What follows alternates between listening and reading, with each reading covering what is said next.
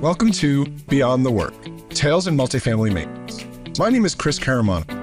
As a 15-plus year veteran in the apartment industry, I have stories to tell, a desire to hear and tell others' stories. As a multiple committee member for NAA, a CAMT advisory board member and a CAMT holder, and a national presenter and educator, I have met and worked with so many great people in our industry at all different levels. This is not going to be a how-to podcast. This is going to be a how did podcast. We are going to explore the how did tales in multifamily maintenance. How did we do it? How did we learn from it? How did we grow? How did we decide not to do it again? Join me as we go beyond the work. Tammy, thank you so much for joining me today on this episode of Beyond the Work. Thank you for having me. I'm excited to be here. We all, I think at this point in life, know I love to talk. So this should be fun.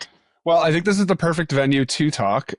You and I have had the pleasure of talking at booths and talking between sessions and at dinners and coffee. And I said, I love talking to you and I want to know A, more about you, and B, I want the world that doesn't know, my world that doesn't know who you are and what you do to know a little bit more about you. So I'm very glad that you were able to join me today.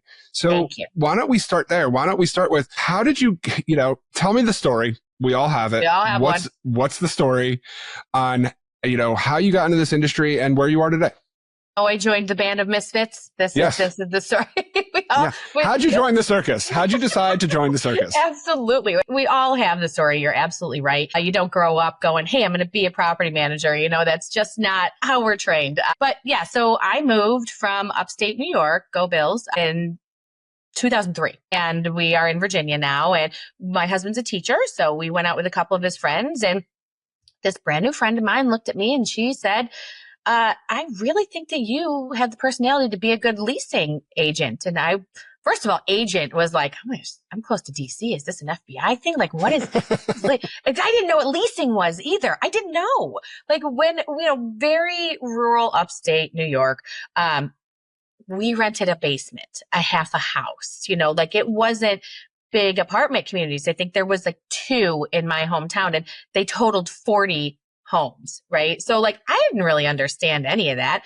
And I moved before I had the chance to, so I came down here with nothing, just followed my teacher husband making $40,000 a year, 5 states away, cause. So I took her up on it, took the interview, and within 6 months of starting there, December 1st, 2003, I was the manager of 300 unit senior tax credit property. And I'm sure as somebody that works in the affordable housing sector and knows, you absolutely knew everything you needed to know to run a 300 unit tax credit property in Virginia after 6 months with no prior experience. Totally. Right? I was really prepared for the fire that took down 100 units too within those first 6 months where we had to evacuate seniors from 3rd floor. And it was a good time.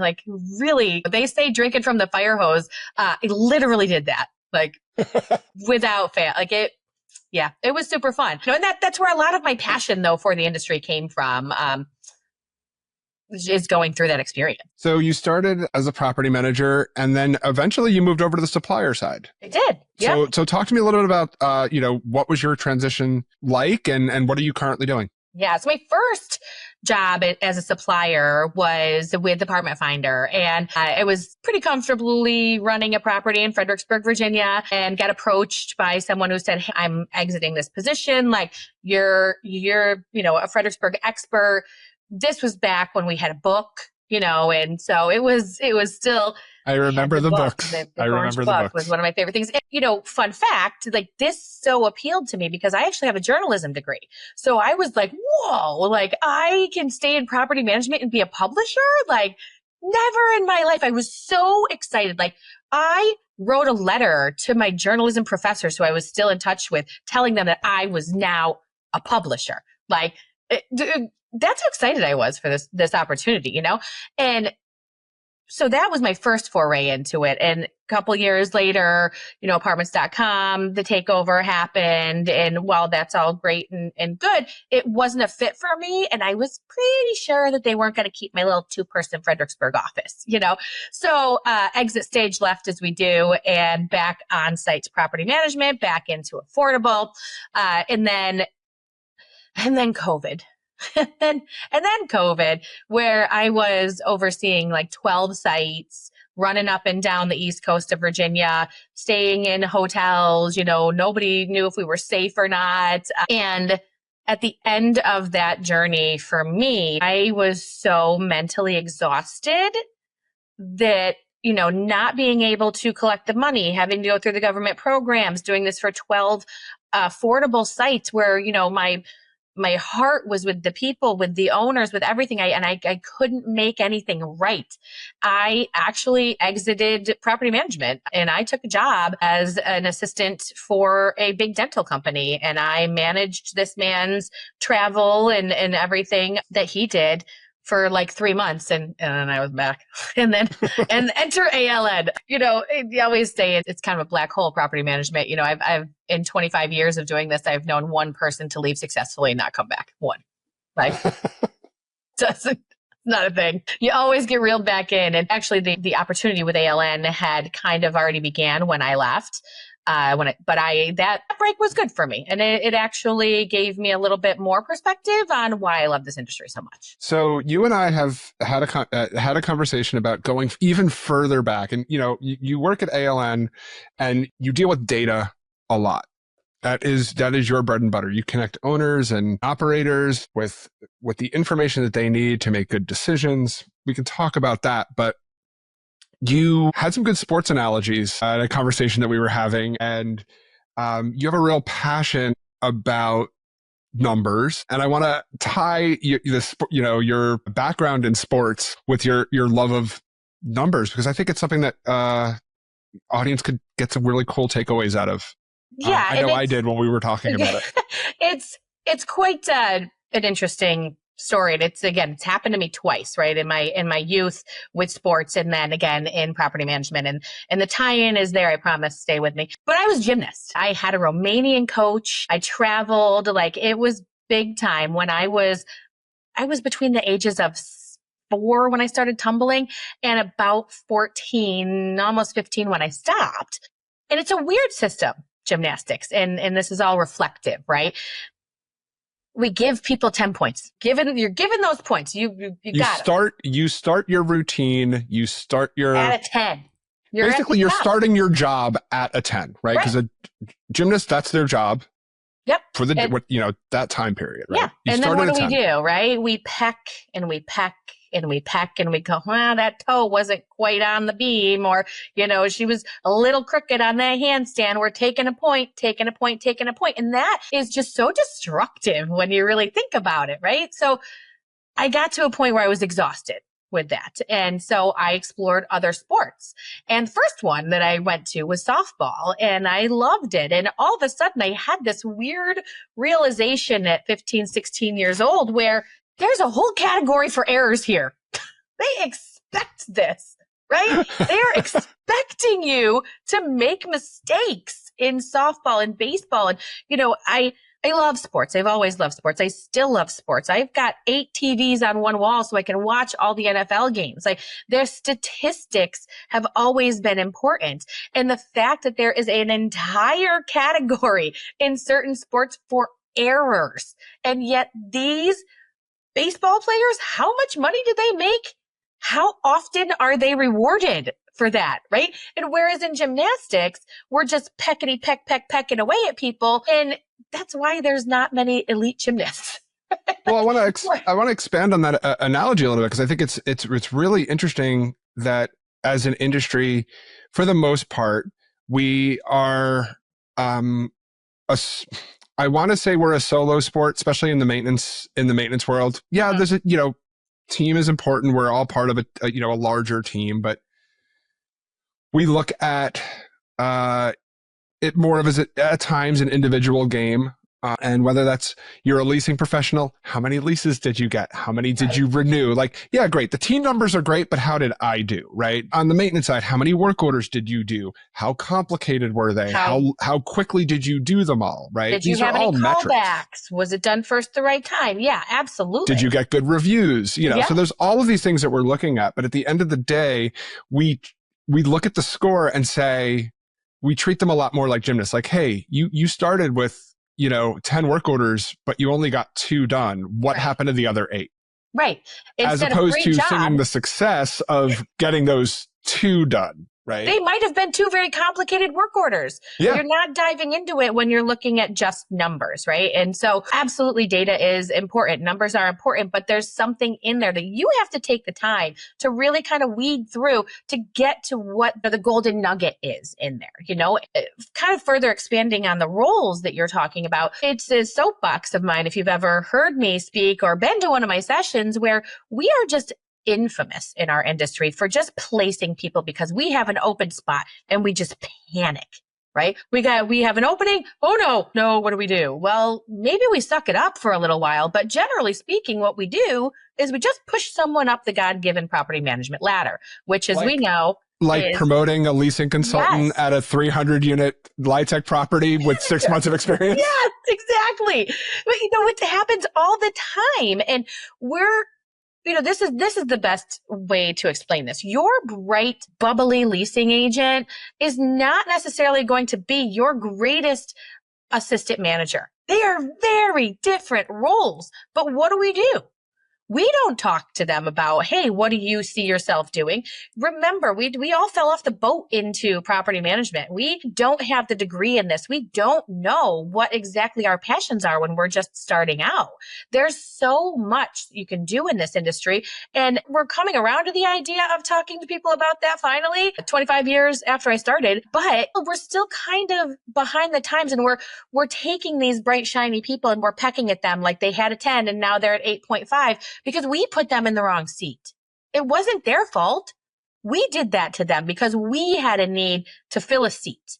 And that breaks my brain more than any statistic ever will, because we're just not taking the time to speak to people. And sometimes people are money motivated. Sometimes that's what they want, right? But if you get them there and it's not working out, taking that little bit of time to say, you were so great here. Maybe this isn't your fit. Like, what can we do for you? Who can I reach out to? We're so scared to lose people. But if we don't have a spot for someone, what's the harm? Drives me nuts. So obviously you can see that, but yeah. I'll get down. I'm going to get down now, Chris. Do the same. No. Listen, I feel like I should change the name of my show to On the Soapbox, which was a title, because I often like to have guests that do this, and I like to do it as well. But we have the same problem in the maintenance. With maintenance professionals, you have a really strong technician who's really good at HVAC, turns units really quickly, and they're like, you know what? That guy is going to be our supervisor. And we put him into a supervisor role, and it's a very different role. Absolutely. It is much more front facing. There's a lot more administrative tasks that need to happen, a lot more analytical things that need to happen other than, this is broken, fix it. There's a lot more that goes into a supervisor role. And then everybody goes, well, he was such a great maintenance technician. Why isn't he a great maintenance supervisor? It's not the same. And he's not a great maintenance supervisor, or she, for that matter, is not a great maintenance supervisor because they were a great technician. They are not synonymous. No, not at all. And, it's so interesting. And I guess I have a question for you along these lines too, because I just had this scenario happen to me where my air conditioning went out the other day, and it's hot as Hades on the East Coast. And I had the opportunity to reach out to one of my former maintenance supervisors who has now started his own very successful HVAC company. So do you have any success stories from that perspective? Because it's so cool to watch. And I know he's not technically in our industry anymore. He services our industry. He's a supplier now. But it's just one of these things that I think we fail to promote as an industry because we need maintenance people. We are in dire need of maintenance people, right? And it's kind of frowned upon, right? Like, you're a maintenance tech, like, great job in life. right? That's such a crappy thing to do. Yeah, it's an unbelievable career that you can make for yourself in property management. And we're terrible at promoting that. Absolutely terrible. But this, my man Nelson, always strong in HVAC. He grew up in it, came to property management, built a name for himself, started a company, and now is wildly successful coming back to property management as a supplier. And it's just the coolest thing in the world. And I feel like we miss those stories a lot of promotion and finding the path in maintenance as well, because it's such an in-demand, awesome opportunity for people. And, to your point, forward facing, they see more residents than we'll ever see on site as leasing and assistant and managers. Like, they're the ones out there keeping people from coming into our offices screaming and yelling. Yeah. Why are we not recognizing this? I have so many success stories of really great technicians that I personally have been able to work with and develop into great supervisors. I've watched them go to other companies. I've watched them become, regional managers and things like that. Were you personally victimized by them leaving? No. Exactly. No, it didn't hurt my feelings. No. I've had peers and I just ran into one of them recently out at Apartmentalize in Las Vegas, but I had somebody that I used to work with side by side, and I think I'm doing pretty good. He's doing better, and I'm not upset by that at all. No. Like, it's nice to see, maintenance leaders, maintenance professionals at any level getting recognition, being, it was beautiful hearing some of the stories for the maintenance legends at Apartmentalize. For those of you that aren't fully aware, there is a program with the National Apartment Association has partnered with HD Supply, and there is a monthly contest, which I think opens in August. I think so.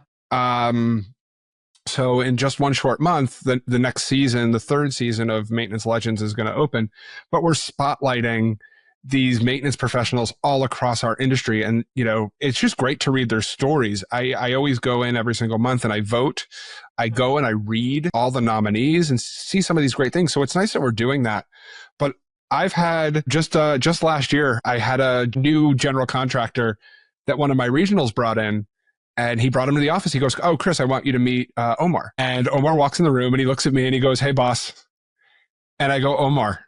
And he goes, "You remember me?" I said, "Yeah, you were one of my best turn guys when I was up in this high-rise building in New Rochelle. I'm so glad you're doing this professionally now." And that was probably 7 or 8 years ago that I hadn't seen him since the company I was with deposed of the property. So it went to another owner, another managing agent, and the team broke up. It was like I had a 40 person team, but it brought a big smile to my face that, he's like, "Oh yeah." He's like, "I run this business with my brother." It was just, he was one of my best turn technicians.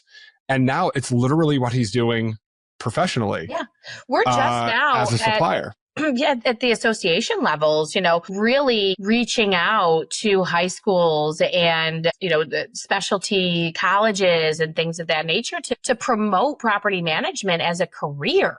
When people think of maintenance men or personnel, they think of someone you're gonna, get on Thumbtack, or someone who's out there just wanting to do odd jobs. And that's not what it is.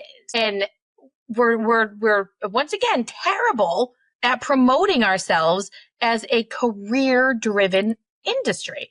And I mean, clearly don't know how to fix it, but it's got to start somewhere. And I think we're on the right path with, the things that you were talking about with the maintenance legends. And we really need to be promoting all of these things at the level, at the high school level. Again, like it's something that you can, at 18 years old, 17 years old, start a career.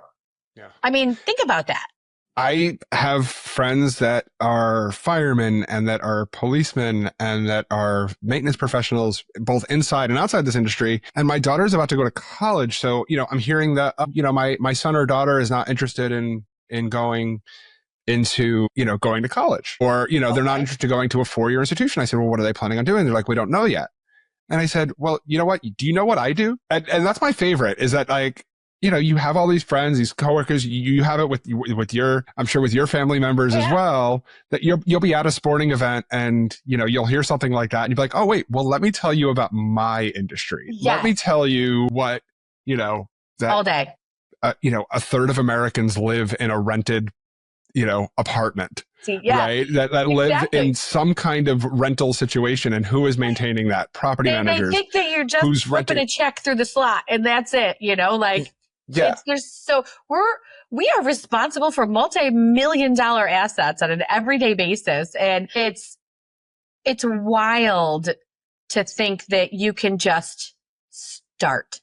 You just have to start. And, to your point about college, I have a journalism degree from an agricultural school in upstate New York. Who knows what they want to do when they're 18? Arts management degree from a college in upstate New York. It's like, what? I mean, we are coming into, I think, a new generation. And I'm assuming you and I are close to the same age. And it's just, we're reflective now. We were kind of shoved toward college no matter what. And it was just something you had to do. So you had to make these choices. And taking a break, oh God, if you took a break and didn't immediately go to college, like it was now it's encouraged. People are taking a year to travel, learning who they are, trying to figure things out, and is there anything wrong with just jumping into an industry like ours, maintenance wise, leasing wise? Absolutely not. How do you think people get to be retail managers? I want to run a Target someday. I could do that, right? I don't need my journalism degree for that. And, I want to bring it back to really promoting our industry because, and you've seen this, you've worked at numerous communities over the years, much like myself, is we have this captive audience of possible new employees that we don't tap into. So we were just talking about promoting our industry when out in the world, but we're not doing it enough at the sites where literally if a third of Americans, it's roughly a third. Yeah, it is. Has some kind of, lives in either a multifamily or some kind of rental situation. They're not homeowners, right? Those people are exposed. A third of Americans are exposed to the multifamily industry and professionals, maintenance technicians, property managers, leasing consultants, right? So we have a third of Americans that are captive. Why do we have such a problem filling our roles? Yeah, exactly. Because we have an audience that's captivated. Yes. That we could just say, oh, Johnny's not going to college. We would love to hire him as an intern, as or as a journeyman technician, or as even a pool lifeguard, right? Exactly. Like, we have a captive audience. We sure do. I don't see and hear enough of us hiring residents. Well, because there's a stigma around it. That's all it is, oh, you hired a resident. Oh, what qualifications do they have? Oh, they live on site. You know what? Why would we do that? Why would we just hire a resident? First of all, they know the property.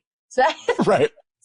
They live here. Second of all, what's the difference between hiring someone who lives on your site, who might be waiting tables or, working in retail, as opposed to just going up to those people when we're at restaurants and when we're in retail stores and handing them our card? It's the same person.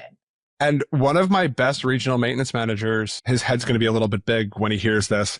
So I'll look forward to the text from him. But he was raised on one of our affordable housing properties. He was when he was of age, he was hired as a porter, and he worked his way up to being the maintenance supervisor at that property. And then from there, he became a regional. And you want to talk success story, right? This is why it's so important for me, is that you have, young men and women that live at our communities that don't have a direction, that don't have the ability to go to college in some cases. They don't have a desire to go to college, but we could provide them either at the community they live at or at a sister community across town or across the street if we're worried about conflicts. I get it. I get conflicts. I just find it interesting that, we don't do that enough as an industry, as part of our workforce development. They might not have the means to go to college, but they can learn how to change a toilet flange. Like, it's not... Yeah. It's, I mean, we get so wrapped up in thinking that every decision that we make on site is catastrophic. It's every single thing is so urgent and so important. And, while some of those decisions we are not brain surgeons. We are not saving lives in that essence, right? Like, we're making decisions on whether or not to spend $5.99 on a clipboard. It's not in the budget. Like, these are not things that should be deterring us, right? Like, we overthink it a lot. Now, again, I said we're running multi-million-dollar assets. I fully understand that. And that's very important. And it'll never be lost on me that housing is something that is top priority for, it's essential, right? Like, what we do is essential. We learned that during COVID. I've never felt more important in my life. But it's really, when it comes down to making these decisions on who to hire, who to bring in, if the talent and or drive is there, then why are we not taking chances on these people? I'll never understand. It just needs to change, Yeah. I mean, it's a simple fix. Like you said, we're 300 units. Someone in there needs a job. And I said units. I don't like when I say that. Homes. That's okay. But I do the same thing sometimes. But you're right. Someone needs a job. Someone needs something. And you can be in property management and be an accountant. You can be in property management and, just want to run tickets, right? Like, there's a million ways that you can go. You just got to, get your foot through the door. There's so much. There's just so much. Look at anyone. You haven't had the same job your entire time in property management. I certainly haven't. I don't think anybody has, because there's so much opportunity, which does make us a little bit of a transient industry, right? But it's a good thing. Like, I remember, and I'm sure you do too, when you would get resumes, you'd be like, oh, they were only there for 2 years. Now, if you've been a leasing agent for 5 years, I'm like, why, man? Why? Come on, there's more here for you. Why have you only worked at that site for 5 years? I ask more questions about that now. Yeah. And we came from a generation of, had to work somewhere for 5 years. Now, if they work somewhere for 5 months, I was like, okay, that's some staying power. Right. Like, in this job market, like, cool. Like, exactly. you were able to stick it out for, especially with some of the companies, that I've seen. It's like, oh, cool. You did a year there. Right. You're looking for a better opportunity. You're looking for a move. You're looking for a change. Yeah. And that used to be crazy to think about when, interviewing for positions. Like, if you had only been somewhere a year and a half, and you told someone, I'd like something better for myself, they went, maybe stay another year. And decide if a year from now you still want something better for yourself. Not right now. I think I'm still going to want that. Still. All right. So I want to shift gears a little bit. Data is a passion of yours. We're talking a little bit about it and we're touching on it. Why is data so important to you? Because I see it from, there's so much data in everything that we do in the world, right, but in our industry, right? There's the operations data, there's leasing data, there's, obvious maintenance data. And I do want to get back to box scores. So remind me want to talk about box scores, but there's market information that goes to owners and operators. There's so much. How can you be passionate about so many numbers? Let's start there. It comes down to decision making. And we've learned over the years that making decisions without data can be detrimental, right? And it's just so important. Again, people shy away from numbers, right? To your point, the box scores and things like that. They shy away from it because it's overwhelming. However, what we're learning is if you just take the time to teach someone what numbers are important to the decision that they need to make. Yes. We can drill down on that. And that's why, right? I was doing a demo yesterday and, of course, when you're doing these things, you've got, your script, right? I don't ever have a script, but it's, you go left to right. This is how we do it. And this person that I was demoing with had a specific ask. They had a specific reason why they wanted this data. And I went off script right to what they wanted. And at the end of it, he said, thank you so much for not giving me all the data I didn't need, so being able to do that is why it's not, you don't have to swim in the data. If someone has specific questions and they can really come to me and say, this is what I need, this is what my goal is, right? That's why. I learned a while ago, many moons ago, that I am just a helper at my core. This is why I was never going to really be a great regional or someone in upper management. I am a middleman and I am good with it. I love to be able to pass business to people, make connections. And that data part is a big part of helping, because I see people like this guy who I demoed with, our supplier partners, start with one goal. And then all of a sudden, 2 years later, they're a bigger company, or they've met their ROI, or we've helped them acquire properties. It is so fulfilling. And I know that people don't think of data in that light, but that's the why, right? Getting people to the point where they can make easy, quick decisions is the why behind my passion for it, because there is a lot of data. And if no one's telling you what to pay attention to, you're going to drown in it. So, and by telling, I mean showing. I don't tell you what to do, but I can lead the horse to water and really watch people thrive. And it's such an awesome feeling. I mean, you ever, when your kids take their first steps, it's like, I helped with that. Did that. It's very, very fulfilling. And, it's not about me necessarily having that feeling. It's about them being able to hit their goals in a timely fashion with data that they can digest and make sense of, that's not overwhelming. And it's easy. It's there. We've just got to guide people to the right things. Yeah, I love that thing that your client said of, thank you for not giving me the data I didn't need. Because I think that is where we have a tendency to shoot ourselves in the foot. Our property management software systems give us a lot of information. We can get a lot of information. Yes, your maintenance people, or your on-site people are handling 21 different systems on average. I mean, I'm talking about just the front door lock, your property management software, your CRM, your lockbox, your pool box. It's unreal. Security system. Everything has got a metric. Everything is touch. Everything. Yeah. 21 on average systems that they're managing on site.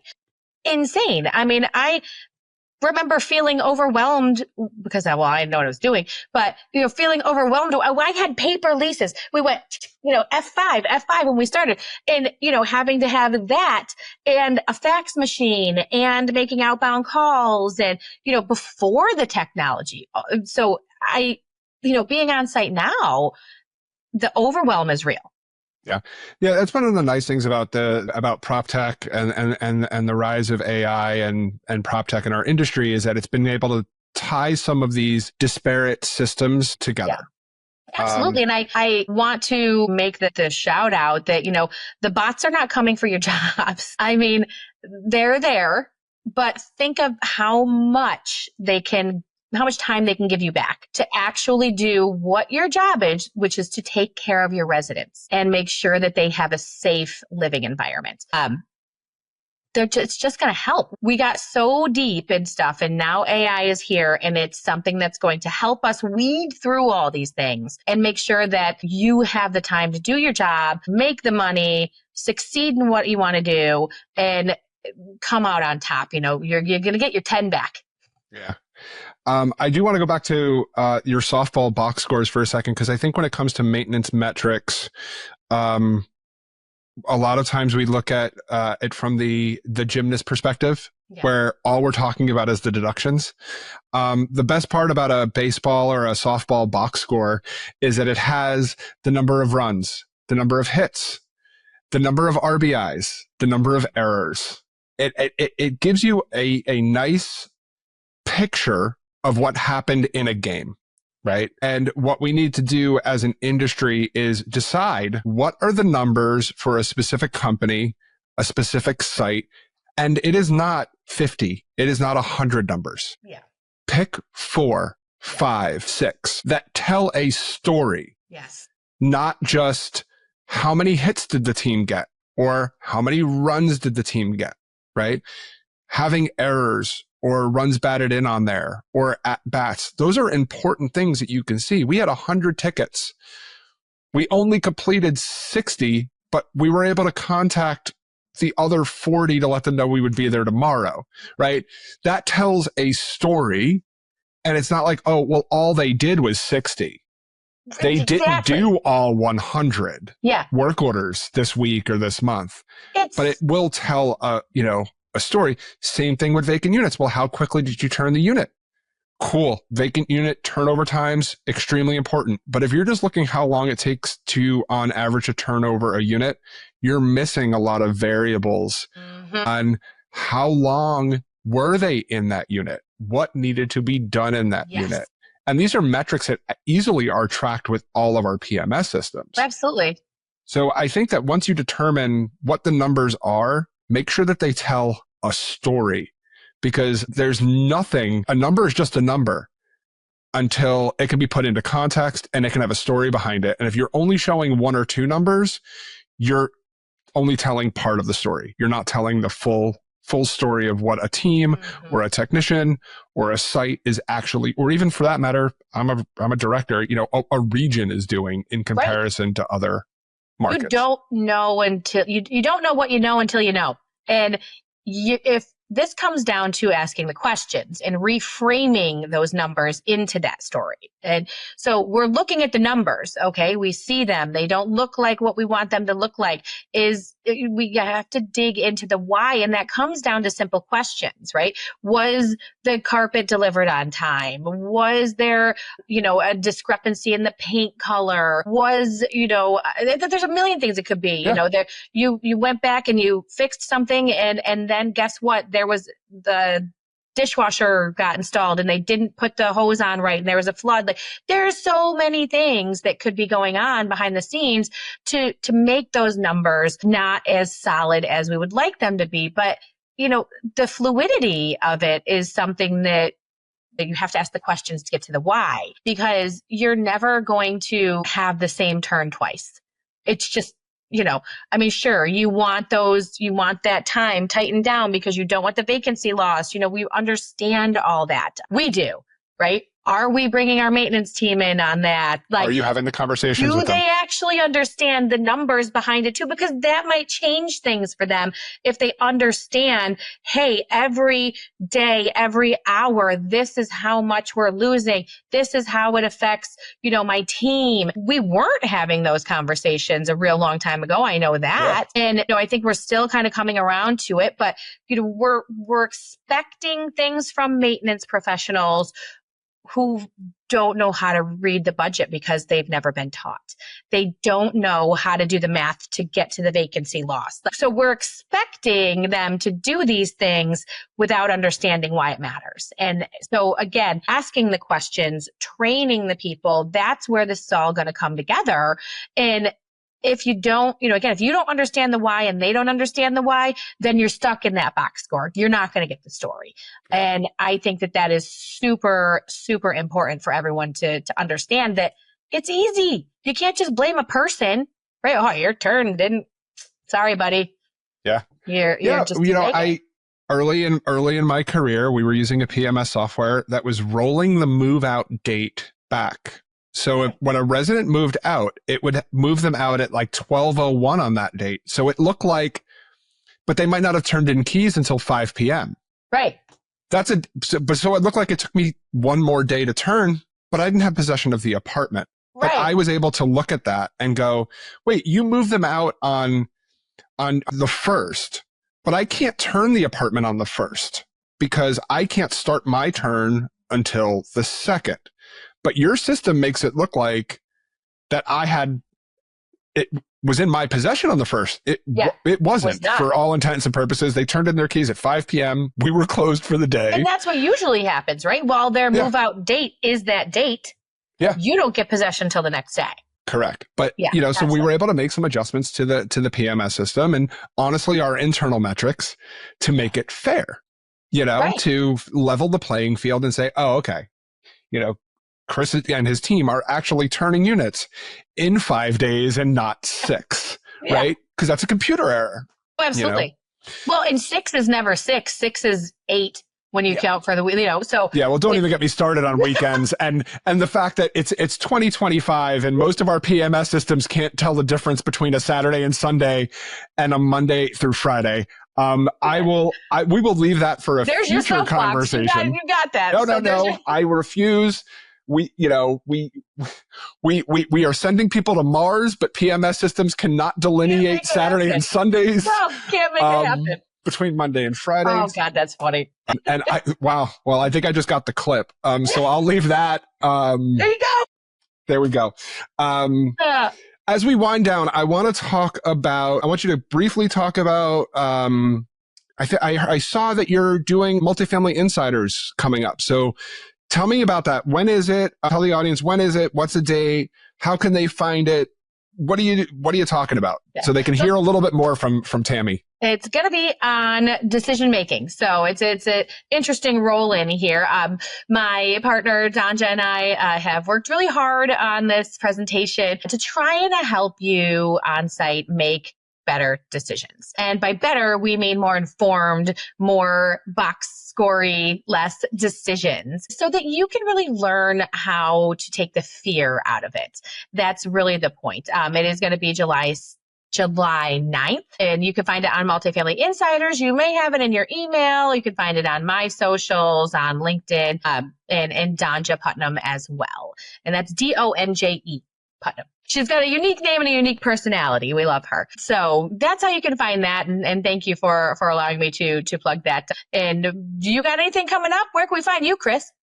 Tammy, you were with me at Apartmentalize. You got to see me for 5 minutes. You were, what I like to say, one of the lucky few who got to actually talk to me for 5 minutes. I'm taking a well-deserved break and going to get back to my day job, the job that pays me. Thank you, Win Companies. Yes. So I'm going to be doing that all summer, and I plan on doing some speaking engagements in September. I'm working on a few things. Very cool. Very cool. And I sincerely apologize for you not getting a pin at NAA. But you just said it. I was one of the lucky few that got to see it, but you didn't have a bag. I wasn't going to put it on your shirt. True. That's probably true. I didn't want it flopping around. I'll get pinned by you next time I see you. Seemed like you had, you'd be reaching for one of those stray hairs all day. I wasn't going to do that to you. Well, we're winding down anyway. So I didn't get a chance to get pinned by you. So next time I see you, I expect a pin in your pocket specifically for me. I love to spread there. That was so much fun to do.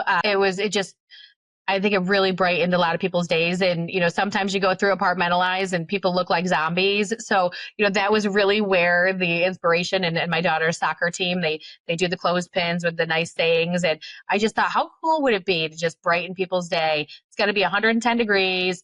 We're all going to be just schlepping around. And so, I think it made a little bit of a difference in some people's days. And that's just awesome. So now I got to figure out what to do next. Well, I love that you always bring a smile to my face and everybody's face that you come in contact with. So Tammy Longo from ALN, thank you so much for joining me today on Beyond the Work. It was a real pleasure talking to you.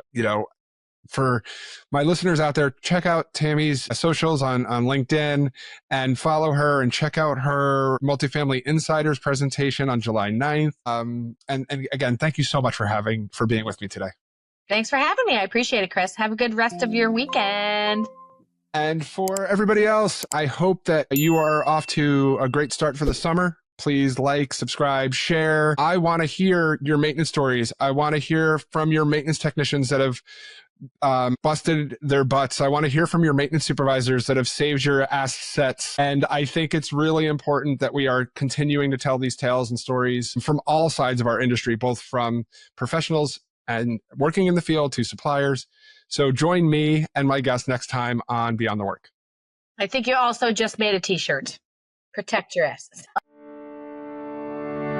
Thank you for joining me for this episode. No matter how long you've been in our industry or what position you have at your company or your community, everyone has a maintenance story to tell. Go to www.multifamilymedianetwork.com and leave me a voice message, or share your information and we can tell your tale together on a future episode. Please check out our sponsors and like, subscribe, and follow to this podcast or video, and join the Multifamily Media News Network newsletter for upcoming shows and blogs from me and the other great hosts on our network. Our stories all connect us. See you for the next chapter.